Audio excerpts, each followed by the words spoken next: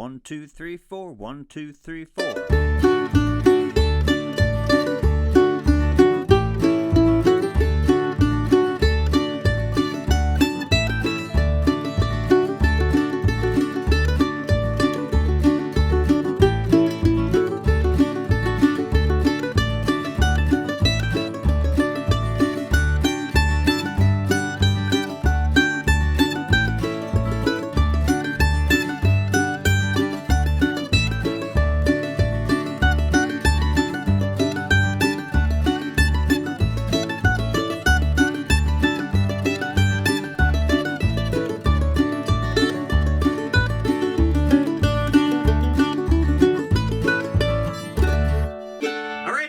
Mandolin Land, Mike Heading here, coming to you today with a beginner arrangement to the classic fiddle tune Soldier's Joy in the key of D. If you've been playing bluegrass or old-time music and going to some jam sessions, you're definitely going to run into this tune. It's a great one to have in your repertoire. It's got a great melody, and it'll also give your right hand some really good picking practice, so this is a great song to learn. I've got a basic A part, a basic B part, and then a variation for the A and the B part. I'm going to break down all 4 solos note for note, and then show you a bunch of backup I would do for this song. So how to do easy 2-finger strumming chords, a couple spots around the neck, how to do bluegrass chop chords for this song. I'm going to break that all down as well. And if you're watching the preview of this lesson, you can head over to my website, MikeHeadingMusic.com, and grab the full lesson. You'll get access to watch all the videos, and you can download the tabs and the practice tracks. All right, here's Soldier's Joy in the key of D. All right, let's start breaking down this beginner version of Soldier's Joy in the key of D. Let me start by playing the first 5 measures of the basic A part, then we'll start breaking it down. Here we go.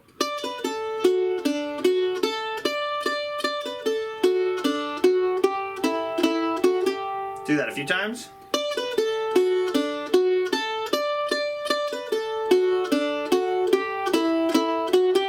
One more time, real slow.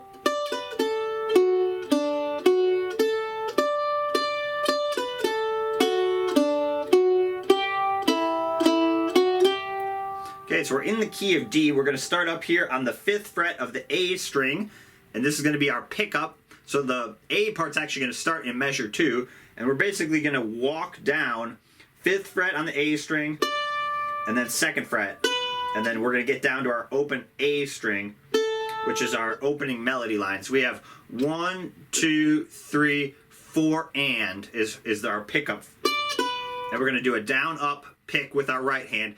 I'd strongly suggest following the pick direction on this lesson. So the staple-looking symbols below the tab are the downstrokes. The V-looking symbols are the upstrokes. So that's going to be really important on this lesson. So not too hard. We have 1, 2, 3. 1, 2, 3.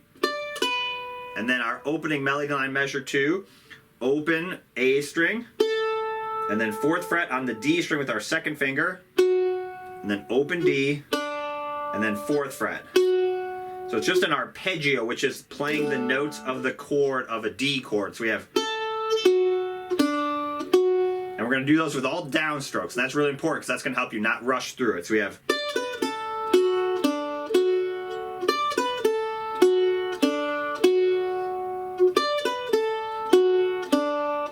and then measure 3, open A string again. So back to the open A, and then 5th fret on the A string twice.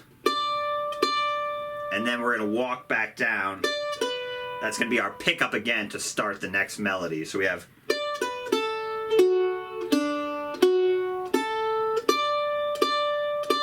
you can just loop measure 2 and 3.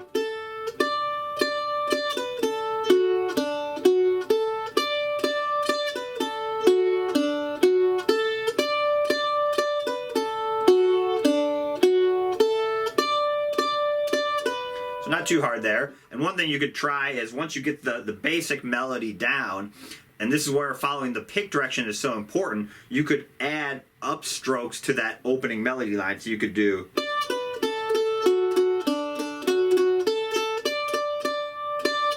something like that, or you could do,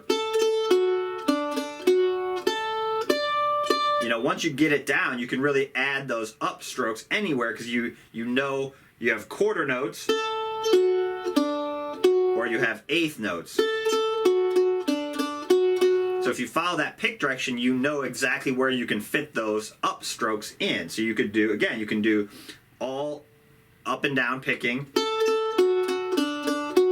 You could do all downstroke picking as written. Or you could do a combination, maybe start with downstrokes. Or, you know, again, you have a lot of options once you get that pick direction down, and you can just fill it up or play it basic however you want. So it leaves you with a lot of options if you follow that proper pick direction. It'll also ensure that you're practicing it the same way every time, which is really important. So let's play that again. Here we go. And then we have our same pickup, and then measure 4 is our opening melody line again. And then we have like a little response. 5th fret on the D string this time, and then 2nd fret on the D. And then we're going to do a little pickup back up. 4, 5, down, up on the D string. And that's just basically, instead of walking down to the next note, now we're walking back up. So we're going to start the next melody line with that pickup. You could also start the song with that same pickup.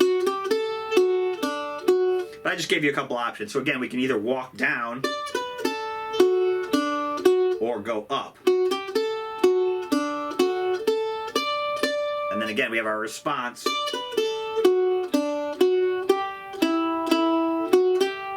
This is good practice of just getting your tone. So not too hard there, and then pick it back up.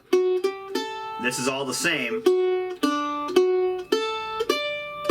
Now we have our little ending lick, 5 on the A string, upstroke on the high E, and then 2nd fret, 5th fret, and then a quick down, up, open 3 on the high E, open E, and then 5th fret on the A string. So we have,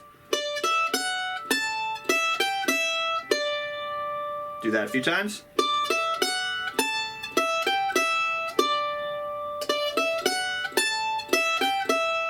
So you have 4 and 1, 2, 3 and 4. So down, down, down, up, down. Another way you could end it, a simpler way would be something like that. 2 and then down, up, open. That'd be another way. There's a lot of ways. A lot of these little fiddle endings or fiddle tune endings are kind of interchangeable. So you could do, or you could do as written. So this fiddle tune follows a very common form. I call it 1, 2, 1, 3. And those are the phrases. So you have the opening phrase 1. And then you have phrase 2. So that's like the response. And then you're back to phrase 1. And then you have phrase 3, which is the ending. So a lot of fiddle tunes follow this format. Whiskey Before Breakfast, Soldier's Joy, St. Anne's Reel. And once you get that the phrases down, 1, 2, 1, 3, it also gives you spots to do the variation. So maybe I do phrase 1 simple, and maybe I play phrase 2 as written. And now I'm back to phrase 1, so maybe I do a little variation here. And now I have phrase 3. It also gives you an understanding of how the fiddle tune is constructed. So if you learn phrase 1, you have 50% of the A part already down, even if you just learn those 2 measures. So that's really important. Again, you can if you understand the construction of the fiddle tune and how it's formed, it's going to be a lot easier to memorize it and make sense of it. If it's just this random collection of notes, I don't know, for me anyway, it's going to be a lot harder to remember it. So let's take it from measure 8 and 9 again. Here we go.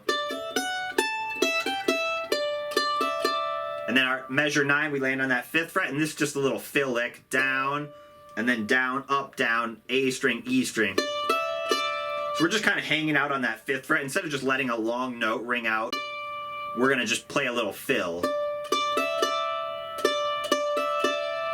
Okay, so that's the basic A part. Here we go.